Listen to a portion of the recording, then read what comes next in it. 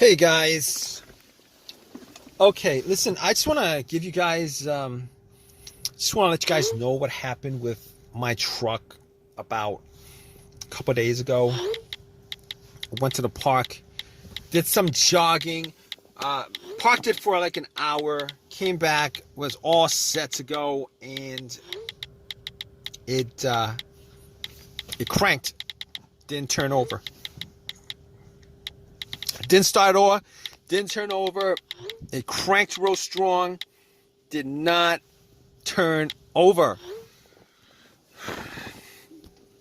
So I was thinking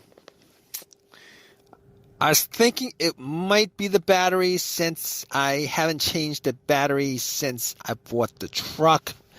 So basically, what I did was, just to test that out, I popped on the headlights, went out, and I didn't even need to go out to check because it was pretty bright. But I went out anyway just to check the headlights, and the headlights were bright. So at that point, what I did was, I was like, okay, can't be 100% sure. So what we're going to do is we're going to pop the hood.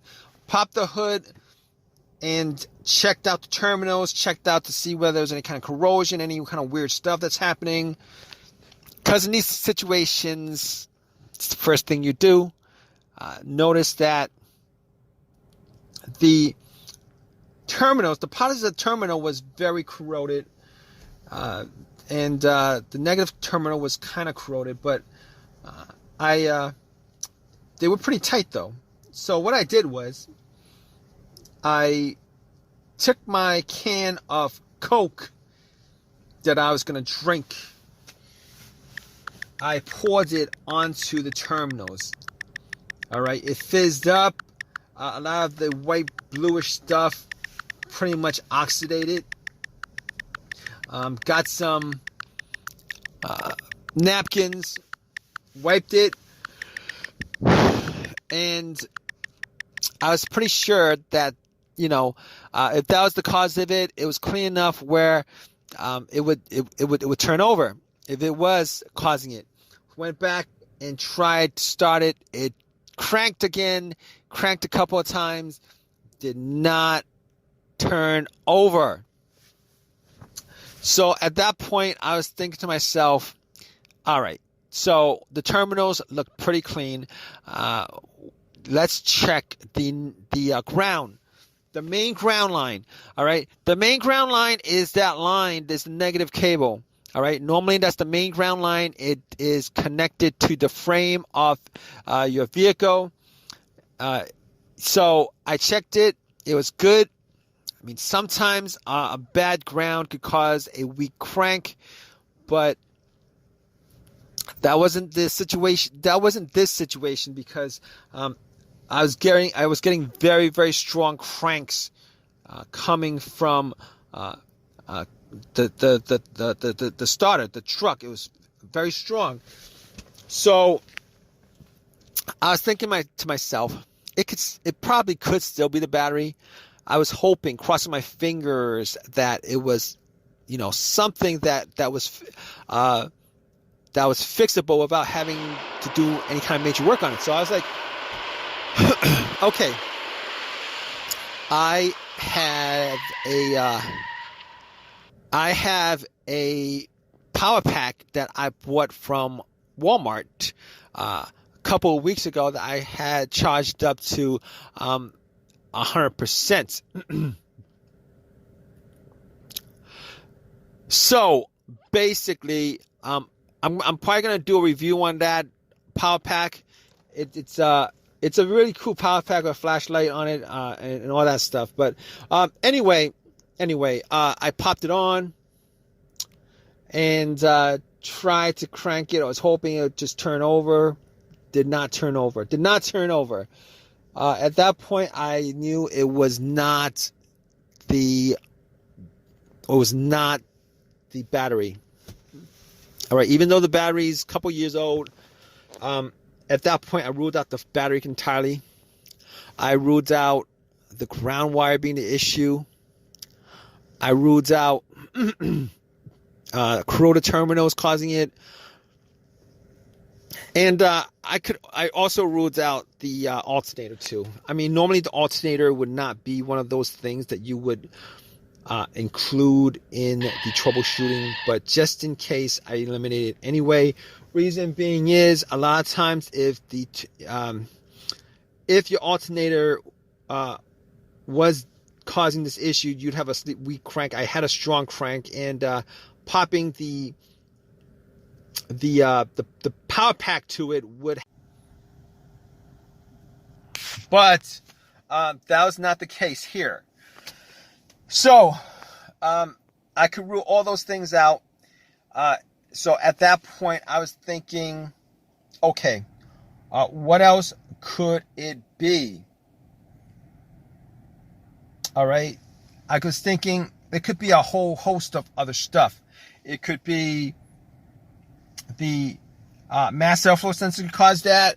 It could be the throttle position sensor, the throttle body. It could be the camshaft, crankshaft, any single portion of the engine or anything else that has a sensor to it could cause it.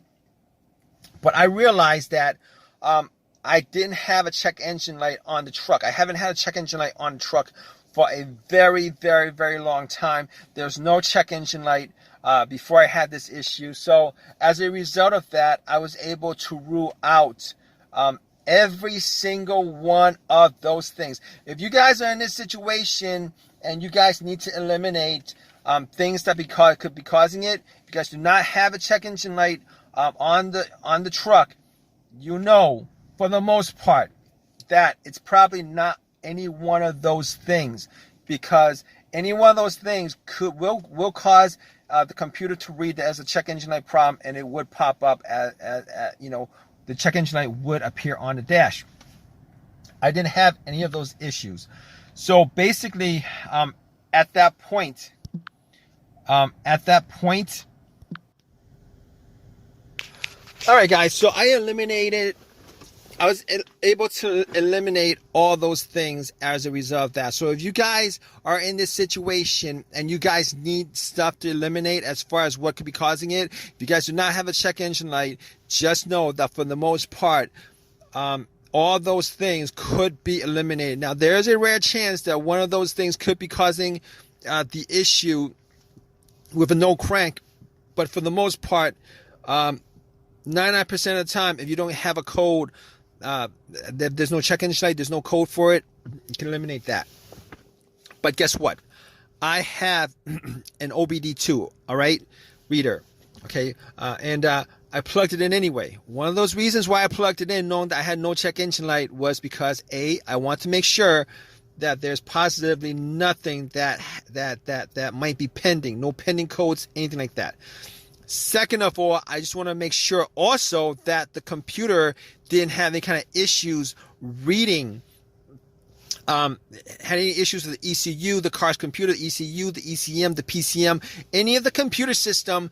I was making sure that the computer system was able to have a connection with the car itself.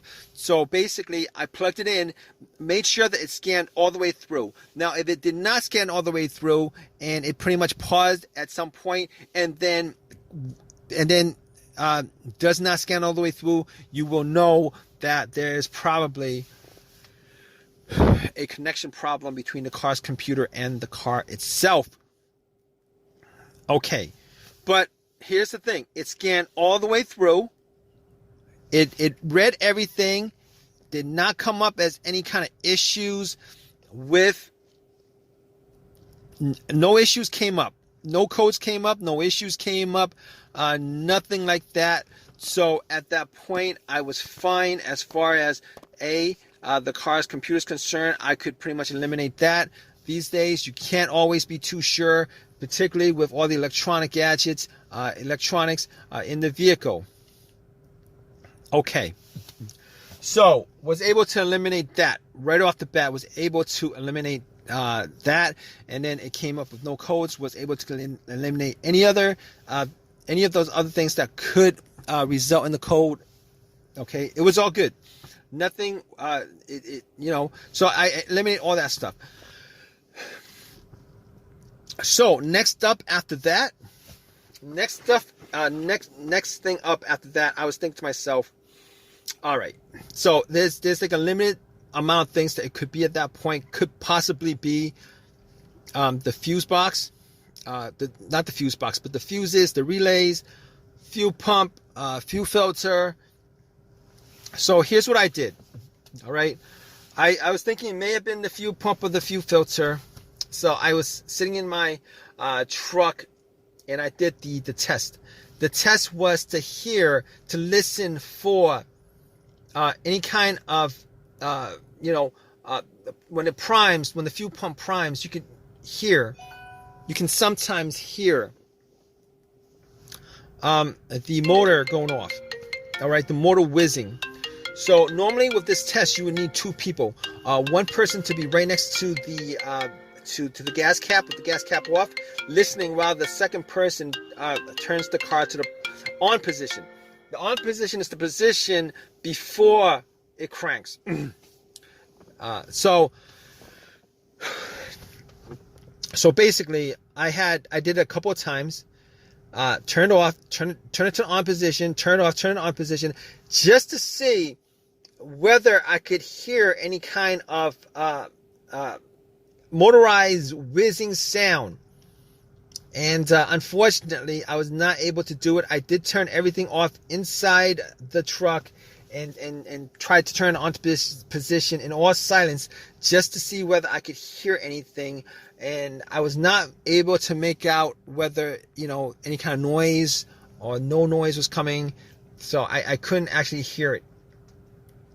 So at that point, I was like, all right, moving on to the fuses and relays. Got to the fuse box, checked out all the fuses, just to see whether there was any fuse that looked like it was blown, whether there was any kind of brownish look to the top of the fuses, whether I could smell any kind of burnt smell around the area. I was not able to make out any issues with the fuses.